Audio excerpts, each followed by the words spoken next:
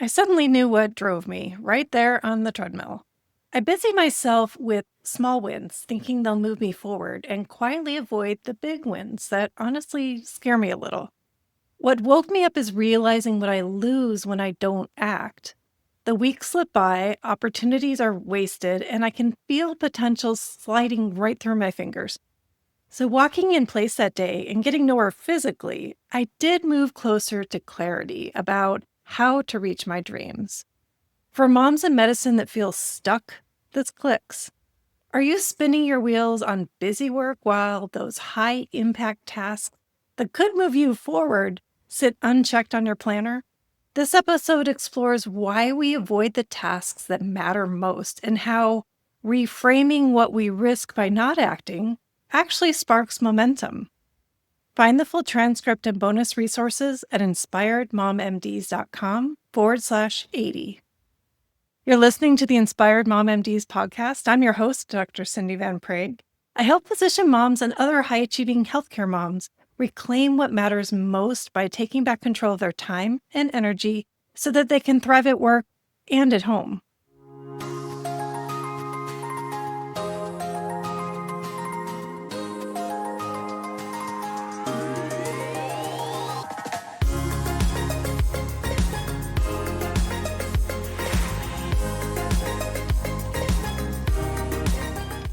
I'm a paper person. I write on sticky notes, I leave notes for my kids, I scribble down quotes a lot. There's one right here. I also love a fancy planner and its leather cover with this shiny gold edges and weekly boxes for to-do lists and the habit grid and priority list. It's a beautiful thing. See, I have it right here. And it's revealing. As I flip through the pages, I see an unsettling pattern among the exclamation points and my checkboxes. I've noticed the ones with the greatest return on investment are often left blank, while the smaller, easy peripheral ones are dutifully checked off. Why? Because the small tasks feel good in the moment, they're familiar. But every time I choose them, I'm also choosing not to do the things that really move me forward. Economists call this opportunity cost, the hidden price of not acting. Every yes to something is also a no to something else. So when I say yes to the small things, I say no to progress towards the big things. What do you think? Does this sound familiar to you? For moms in medicine feeling stuck, this is often a common pattern, being busy but not really advancing on what matters. If you listen to one of my earlier episodes, number 65, called Feeling Stuck When Hard Work Isn't Working for Physician Moms, it's about asking for help to get unstuck. Now consider the next layer, why we avoid the tasks that matter most and how reframing what we risk by not acting can spark momentum and real progress. So why is this happening? What's the psychology? Psychologists Daniel Kahneman and Amos Tversky discovered something called loss aversion. We hate losing about twice as much as we enjoy gaining the same thing. Our brains evolved to conserve energy and stick with the familiar, even when it's less rewarding. So think about money. If you all of a sudden gain $100, that's exciting. But if you unexpectedly lose $100 walking down the street, that stings a bit more. The same dynamic plays out with time and energy. Let's say you finally get an afternoon off. What would you do? Well, you could spend that hour drafting plans for your project or prepping slides for that speech you want to do. But instead, you catch up on email and chart notes just to get ahead. That afternoon sure feels productive, but the cost is hidden. You've traded the high-impact action that could move you closer to your long-term goal for the low-impact task that really only clears your inbox temporarily. Each yes to something low return is a no to something that could be high return. So if you've been avoiding your high return task, first of all, you're not alone.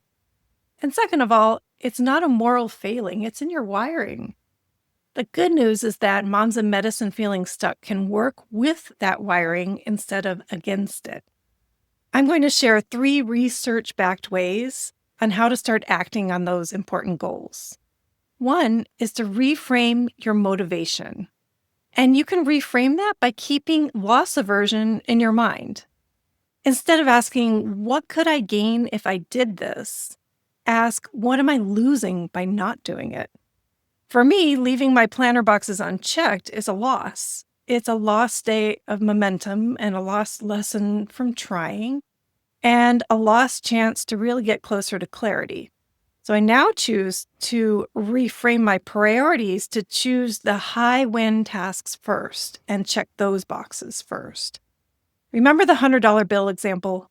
It's like working harder to secure the $100 bill in my pocket so I don't lose it than working hard just to gain $100 and add to my wallet. You can also set a SMART goal. One way to fight inertia is to get specific. SMART goals are a great option. This is a popular acronym that means specific, measurable, achievable, relevant, and time-bound. It helps you avoid those vague ideas of what you want to accomplish by nailing down a concrete plan. For example, I might say, I want to do more speaking. That's vague. Instead, I could say, I'm going to reach out to 3 potential speaking opportunities by Friday. Or wait, maybe 1 or 2. How about 1? Let's keep it realistic, right? I teach this goal setting to clients because research shows that clear, specific goals dramatically increase follow-through. Now take one small step forward. We often lose that childlike ability to imagine that anything is possible. But just a few minutes of brainstorming can reopen those doors. It's really cool. Set a timer for 5 minutes or less. Grab a pen or open a blank document on your computer and ask yourself one heavy question. Like for me, how can I find a new speaking gig? Or you, maybe, how do I cover this expense? Or how do I cover that call shift that I can't do?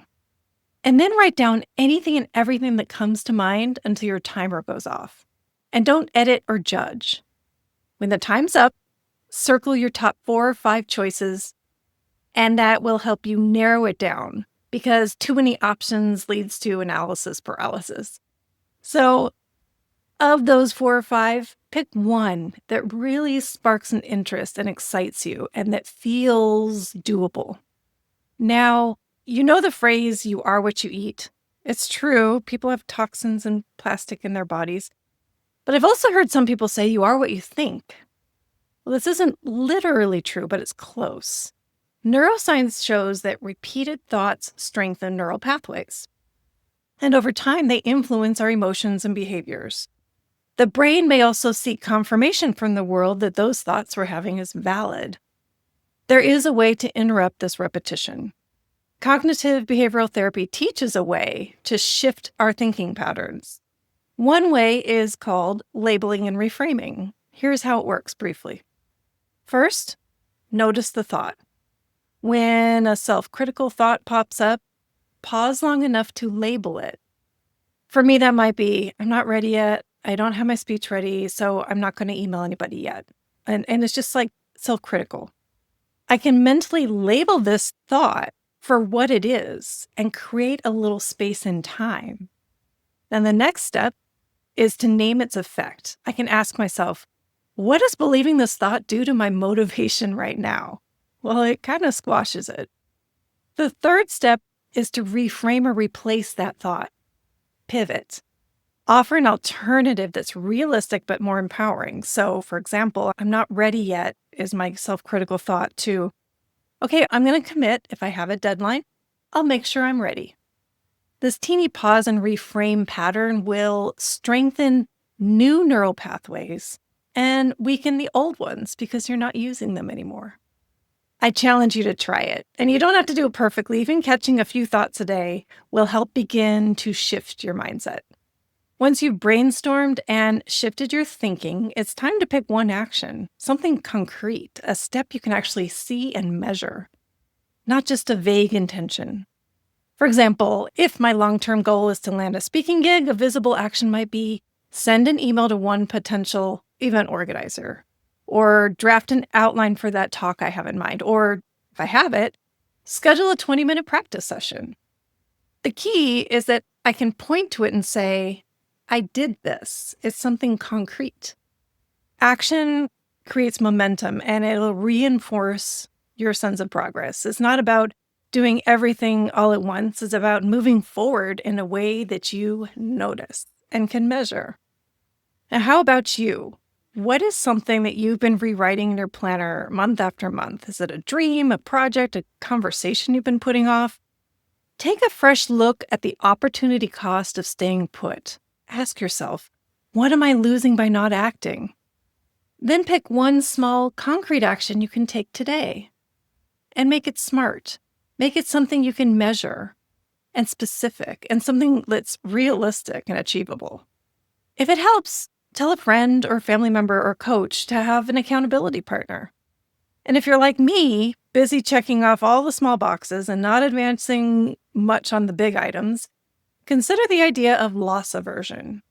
Don't just focus on what you could gain, focus on what you're losing by staying in the same spot. Give yourself space to dream and choose the empowering thoughts, and then take action. Because each small step will move you closer to your clarity and your momentum and your dreams. Don't forget to join me next week for another dose of support and inspiration. And until then, take care of yourselves and take care of those who matter most. It's time to take control and thrive. Thank you for tuning in today to the Inspired Mom MDs podcast. If this episode resonates with you, please share with a friend who may benefit too. And I humbly ask you to leave a review so other Dr. Moms can find me too. It really helps. And just a quick reminder, this podcast is for informational and educational purposes only, isn't a substitute for medical advice or care. I'm a board-certified physician, but this content isn't connected to my clinical practice and no doctor-patient relationship is formed here. Please always talk to your own health professional about any mental or physical health concerns. And as always, take what helps and leave the rest. Please see inspiredmommds.com for full disclaimer.